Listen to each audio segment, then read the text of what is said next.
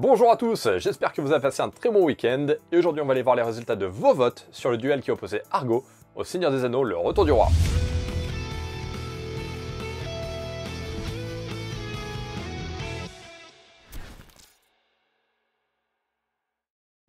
Et aujourd'hui, il y a eu une surprise énormissime, c'est que Argo a gagné avec plus de 97% de vos voix. Non, je déconne.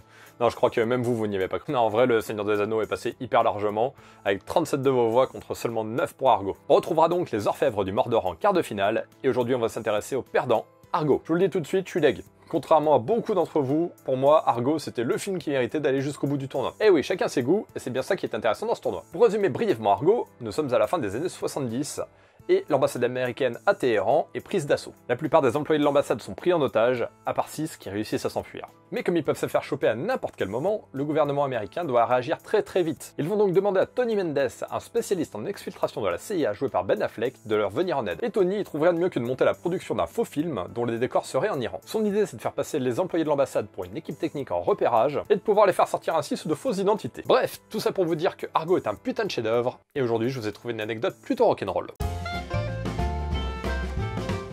Il y a une scène dans Argo où un des personnages lance un disque de Led Zeppelin, ce qui est plutôt cool et qui ne fait pas en soi une anecdote. Mais le problème, c'est que la chanson qui est jouée, c'est When the Levee Breaks, et ça, c'est la dernière chanson de l'album Led Zeppelin 4. Alors que le mec qui met en route le disque, il met l'aiguille au début du vinyle. Ça ne correspondait donc absolument pas à la position de la chanson sur le disque, et ça, Led Zeppelin s'en est rendu compte avant la sortie du film. Du coup, il contacte Ben Affleck et il tape un gros scandale. Et pour pas s'embrouiller avec Led Zepp, ce qu'il a fait, le bon Ben, c'est qu'il a fait revenir tout le monde, et il a retourné la scène dans son entièreté, juste pour pouvoir placer l'aiguille au bon endroit sur le vinyle. Voilà, cette anecdote était une de mes préférées, j'espère qu'elle vous aura également plu, et si c'est le cas, n'hésitez pas à mettre un petit pouce bleu et à vous abonner à la chaîne. Et c'est déjà l'heure de remonter sur scène pour le prochain match. Il va vous falloir départager Birdman et la liste de Schindler. Encore une fois, c'est un putain de gros duel, et si vous n'avez pas vu un de ces deux chefs-d'œuvre, ils sont dispo tous les deux sur Netflix. Et vu qu'on n'a plus le droit de sortir le soir, vous n'avez plus aucune excuse pour ne pas les regarder. Et une fois que vous avez revisionné ces chefs-d'œuvre, n'oubliez pas de me mettre votre vote dans les commentaires. Et ça faisait un moment qu'on n'avait pas fait de concours, du coup aujourd'hui je vous fais gagner le DVD de Argo. Alors oui, vous pouvez le mater sur Netflix ou sur Amazon,